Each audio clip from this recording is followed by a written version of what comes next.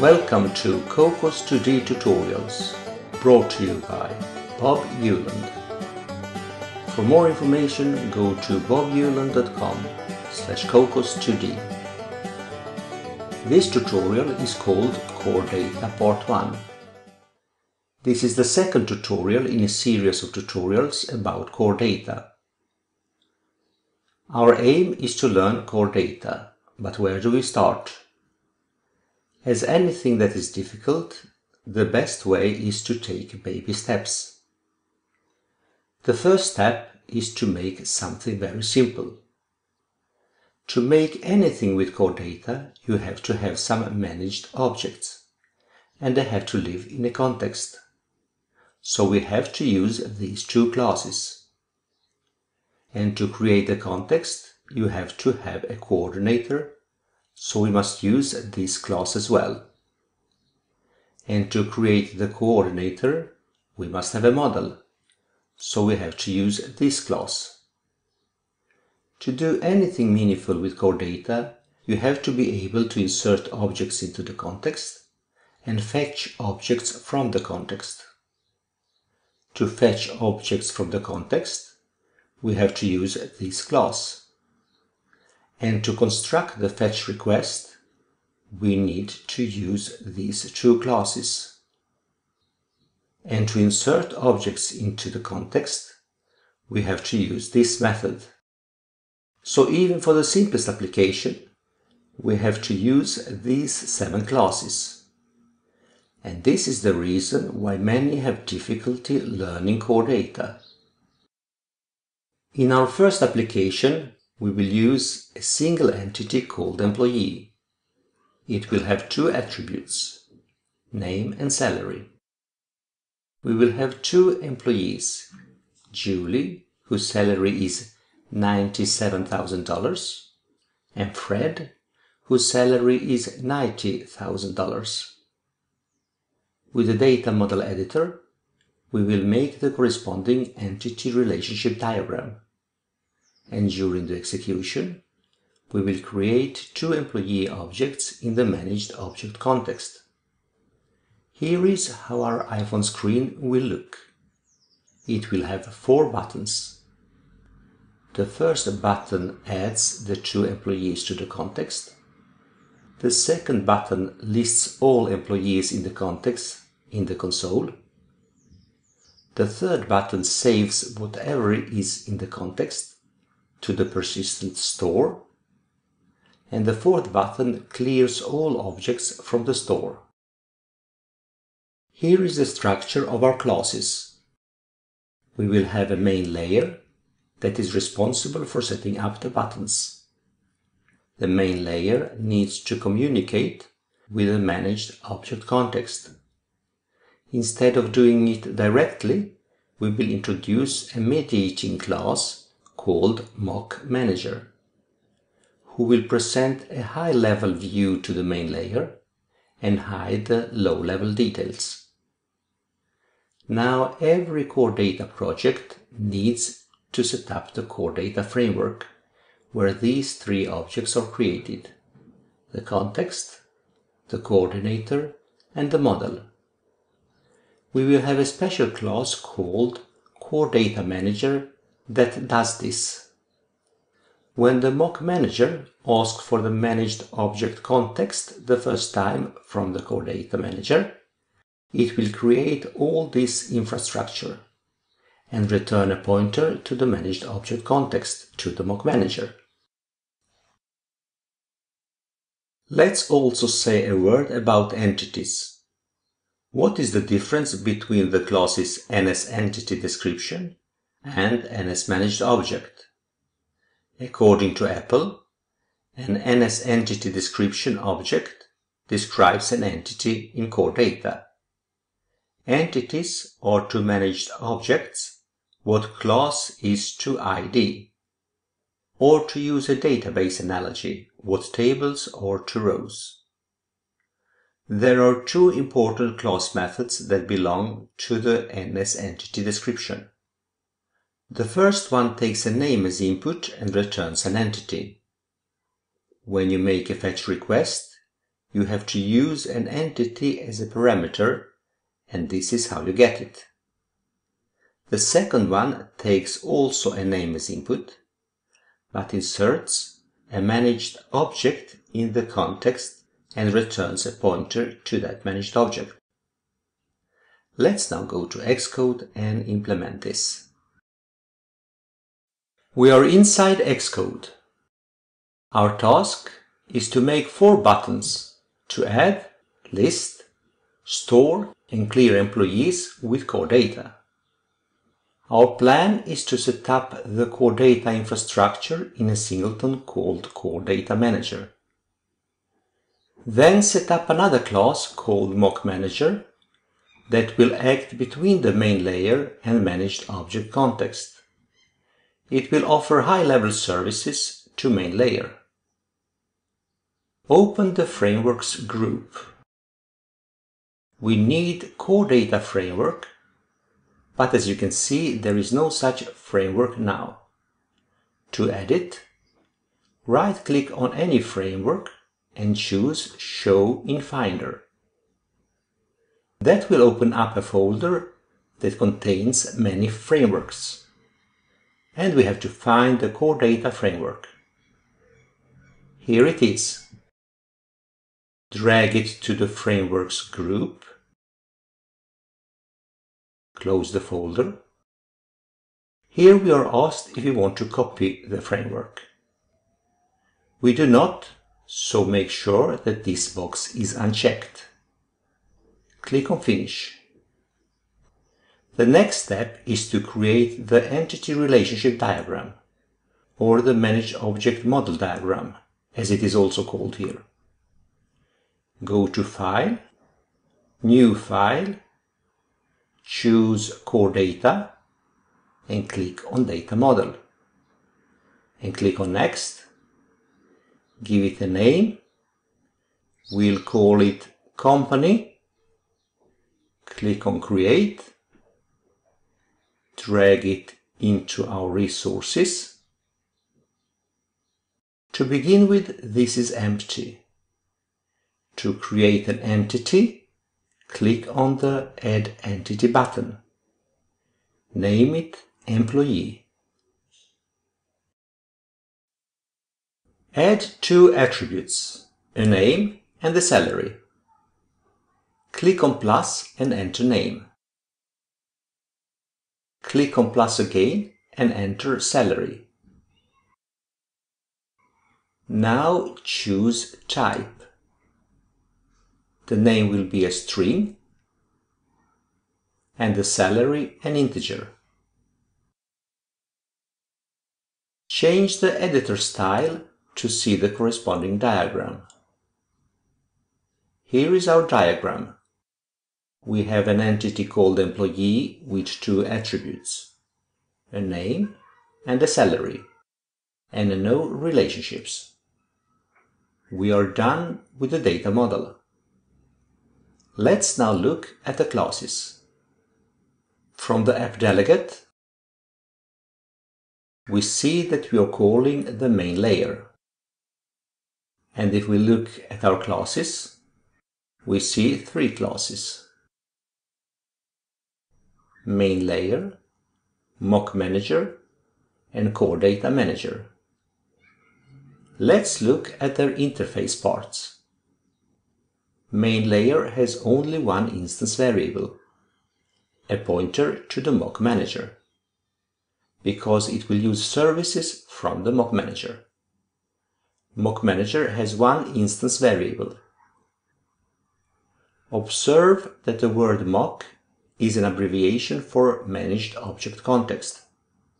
Mock Manager offers 4 services: to insert an employee, to fetch all employees, to delete an employee, and to commit changes, that is to say whatever is in the context, to the store. If we look at the Core Data Manager, we see that we have 3 properties, and they are read-only. They give us the access to the NS Managed Object Context, here called mock, NS Managed Object Model, here called Model, and NS Persistent Store Coordinator, here called Coordinator. Apart from these three properties, we have also two methods. One which will save the managed object context into store, and one which will return the URL to the store itself. This URL will point to the application's document directory, as we will see later. Let's start by looking in the implementation of the main layer. If we look in the jump bar, we see that we have three groups: initialization, buttons, and selectors. Here we are setting up 4 buttons, and here we are implementing the corresponding selectors. Let's begin with init. First, we create the mock manager, and then we set up buttons. And the setup buttons method is here. We first set up a button called Add Employees with the selector Add Tabbed. Then we set up List Employees with the selector List Tabbed. Then Save to Store with the selector Save Tabbed.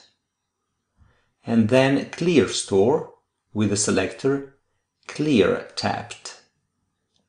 Let's go to Add Tabbed and see how it works. As you can see, it will ask the mock manager to insert employee Fred with salary 90,000 and insert employee Julie with salary 97,000. In List Tabbed, we are asking mock manager to fetch all employees and put the result in an array called fetched objects. And then we loop through this array, and for each employee we print the name and the salary. In Save Tabbed, we are asking the mock manager to commit changes, that is, to make the changes in the context persistent. And in the Clear Tabbed, we first fetch all employees, and then delete them one by one from the context. And then we commit the changes, which clears the persistent store. Let's now examine the implementation part of the mock manager. In the jump bar, we see 3 groups: initialization, employees, and store. Let's begin with init. First, we create the mock, that is, our managed object context, by asking for the mock property of the core data. That will trigger a whole series of actions in the core data manager, as we will see later. The next line calls print path to store. We want to print the path to where the persistent store file is physically located. If we look at this method, we send a store directory message to the core data manager, and that will give us back the URL. By taking the path property of the URL, we get the path string, which we print here. Let's now look at the 4 methods that the main layer used. Let's begin with commit changes. This is very simple because core data has the method saveMock, which does just what we want. But why then implement it in the mock manager instead of letting main layer send saveMock to core data directly? Because we want the mock manager to be the only interface to the main layer. That's the only reason. Insert employees now. We send the message insert new object for entity for name to the NS description class, together with a parameter telling it what context to insert it in. You might think that the name insert new object for entity for name is a little strange. But look at it this way. We provide a name, in our case employee, that is turned into an entity. And that entity is turned into a managed object. And it is the managed object that we can insert into the context, nothing else. Now that we have created an NS managed object called employee and inserted it into the context, we can set its attributes. Here we set the name attribute, and here we set the salary attribute. Now let's look at the delete employee method. It is very simple. We just send the delete object message to the context together with a pointer to what object to delete. Fetch employees is little more complicated. First, we have to construct a fetch request, and then we have to execute that fetch request. To construct an empty fetch request, we first create a fetch request object. Then we construct an entity by sending the message entity for name and provide the name and the context. And then we specify the request by sending the message set entity with that entity to the fetch request. Now that we have our fetch request, we can make that request by sending the execute fetch request to the context. The result of all this will be an array of all employees in the context, and that is what this method returns. That's everything with regard to the mock manager. Let's now look at the implementation part of the core data manager. In the jump bar, we have two groups of methods. We have the getters for the three properties. Normally, you don't write any method for a property, but take the default behavior, which is just to return the value of the property. But in our case, we want to do much more than return a value. We actually want to create the property itself. So we will override these getters with our own methods. And that is done here. In the save group, we have the two methods save mock and store directory. Let's begin with the model. First, we check if the model already exists. If so, we return it. Otherwise, we have to create it. As you remember, the model we made with the data model editor was called company.xc data model D. Xcode will use that to create several files, one of them being company.momd. MOMD stands for Managed Object Model Diagram or Managed Object Model Description, whichever you prefer. And Xcode will put this file inside the main bundle itself. We can get the URL for this file and save it in the model URL variable. And to make a model, we need to provide the URL for the model as a parameter. Because when you make a model, you initialize it with the contents of an URL, telling it where the model is residing on the disk. And as soon as we have done that, we return the pointer to the model. Persistent store coordinator now.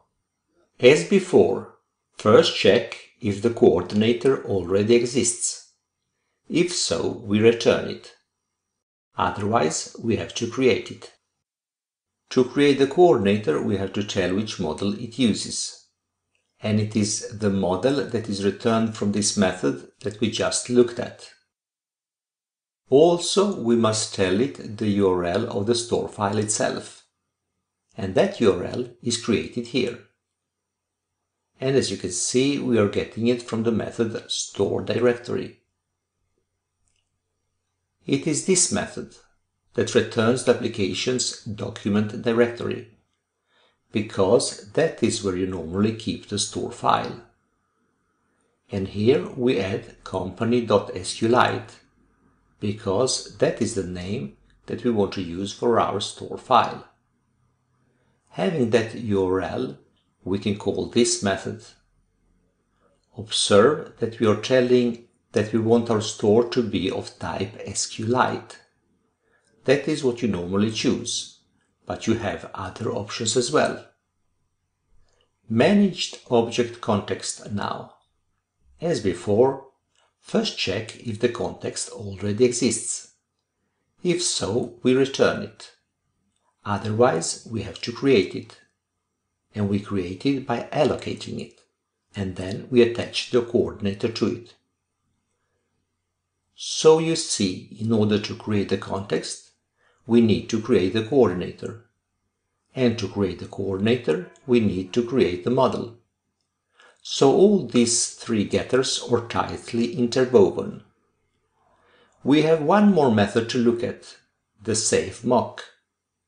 First, we make sure that the context exists. If so, we look if the mock has any changes. If so, we save the mock to the store, here. If we get an error, we log that error. Otherwise, our task is done, and the context is saved in the store. So that was everything. Let's test this out. Build and run.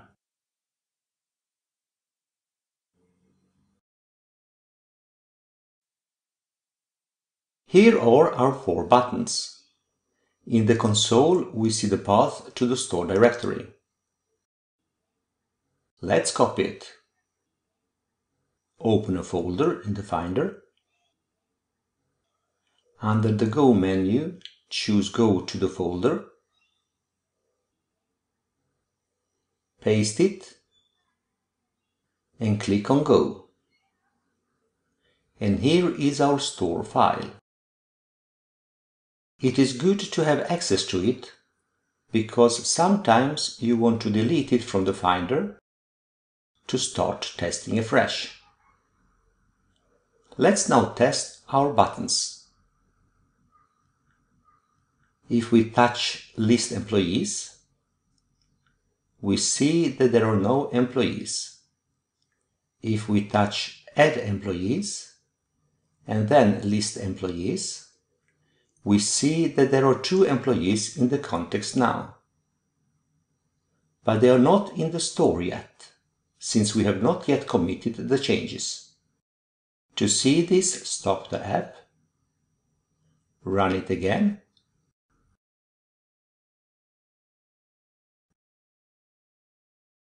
and list employees. And as you can see, it is empty.